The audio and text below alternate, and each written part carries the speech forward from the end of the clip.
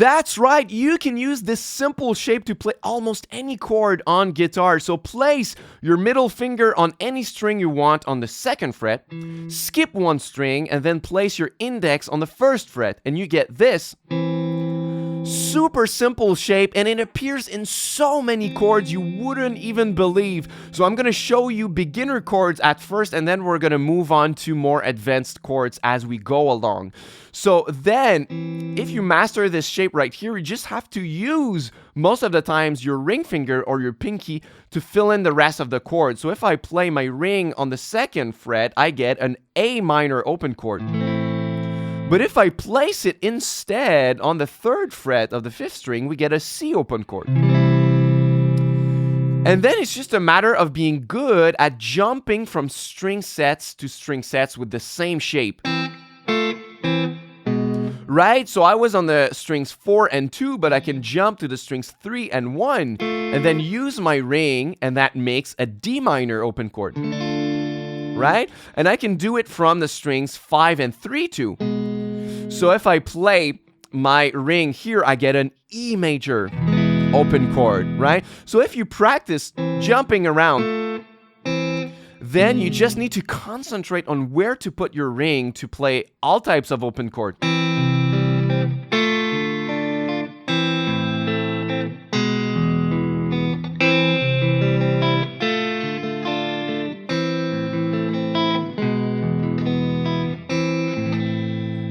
Super nice. You can even do it from the strings 6 and 4, right? You can go 1 fret above from the frets 2 and 3, add your ring, and then you get a mean and thick C major 7 voicing like this. It's a super nice voicing. And by the way, you can use any of these chords without the open strings, and you get full triads like these. You can move them around.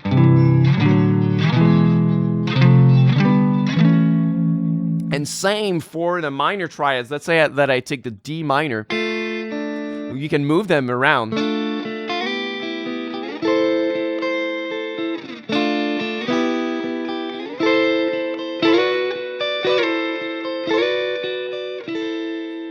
It's not going to work everywhere, but you can move it around and have fun and trust your ears, and that's really, really great. And that's just the tip of the iceberg of what you can do with that single shape right here, right? It's a shape of a minor 6th interval. And I'm going to explain later why it works to find so many chords, but for now, let's explore more chord shapes with that principle. So let's say that I take the D minor one from the strings 3 and 1, and we slide it anywhere we want, let's say from the fret 6, and then we add the ring and the pinky like this. It sounds like a major chord, and then the rest of what we need to do is just to bar, and we get a major bar chord. It all originated from here, adding some more fingers and then barring, right?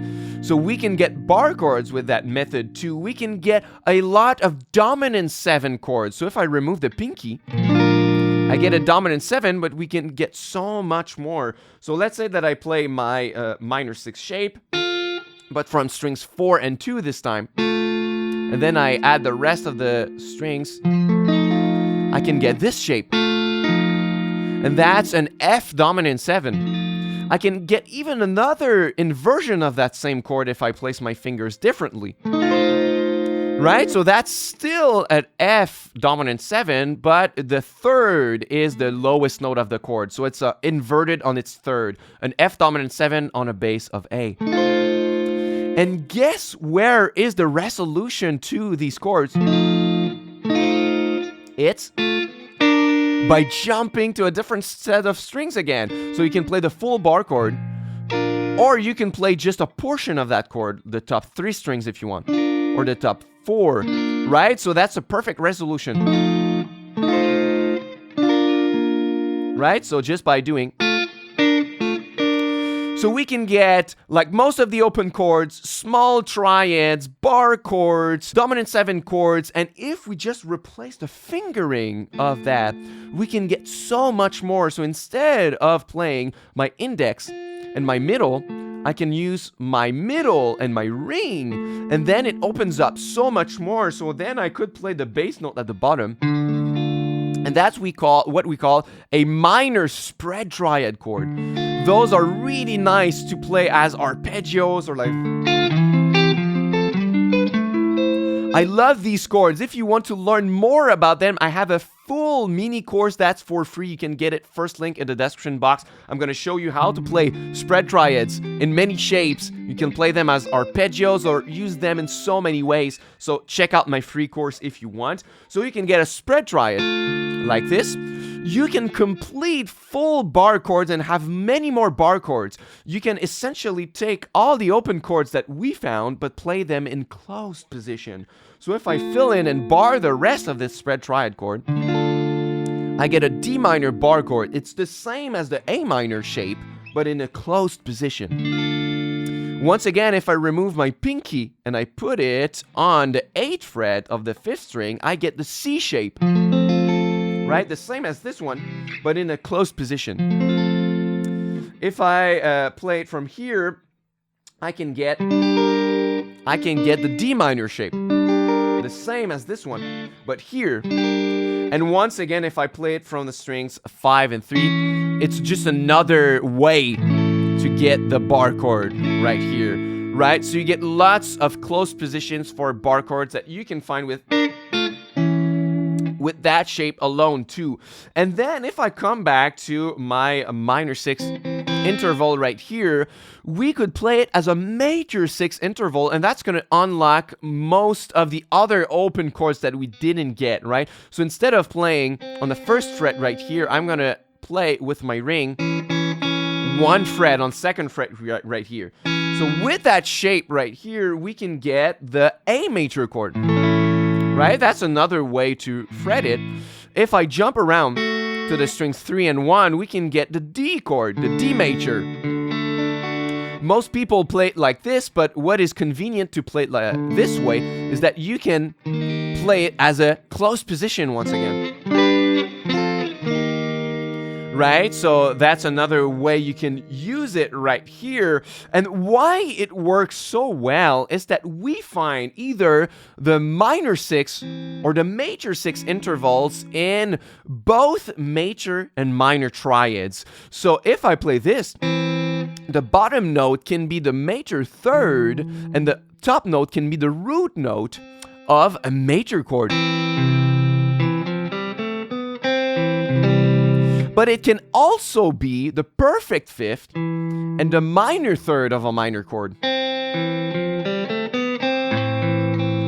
Right? So that relationship of a minor 6 is found in both major chords and both minor chords, and that's why we can find so many shapes that are going to work. And it's the same principle for the major 6 interval. The bottom note can be the perfect 5th, and the top note, the major 3rd of a major chord. Or it could also be the bottom note is the minor 3rd, and the top note is the root of a minor chord. You see, that's a new shape that I haven't shown in this video yet. That's a C sharp minor shape, right? It's maybe not the most practical shape. It's a bit stretchy. But if I remove the pinky, I get an A major 7 shape. Right? So you can discover new chord shapes again and again and again just by using this minor 6 or major 6 intervals, right? Small triads, big chords that are barred in open or closed position. You can do like dominant 7s, major 7. You keep finding new chord shapes again and again. So what you can do is just practice moving that around in any string you want, and then you can try improvising and finding chords that really fit with that. And I can use the same thing that I did and do something musical with it.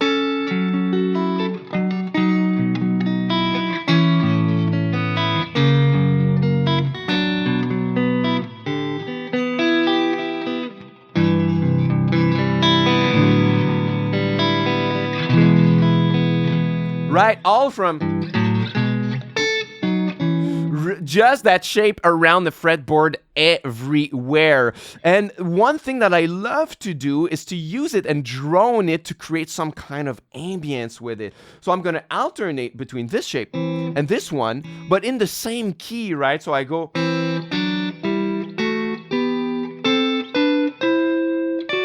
right? And then I can drone some open strings like this. And I can even do it from like the Dorian mode.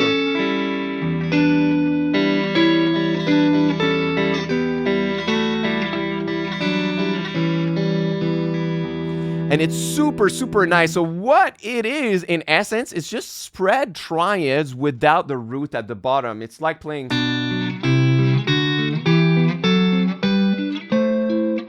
but I just removed the bottom note. So once again, if you would love to learn spread triad chords with me and become fluent with these kinds of chords, you can take my free mini course. It's the first link in the description box below. It's a 45 minutes mini course where you get a downloadable chord charts and exercises to practice. I'm going to show you spread triads in major, minor, diminished, suspended chords, how to use them everywhere on the fretboard in any key you want. I'm going to show you muting techniques so that you can play them cleanly on the fretboard.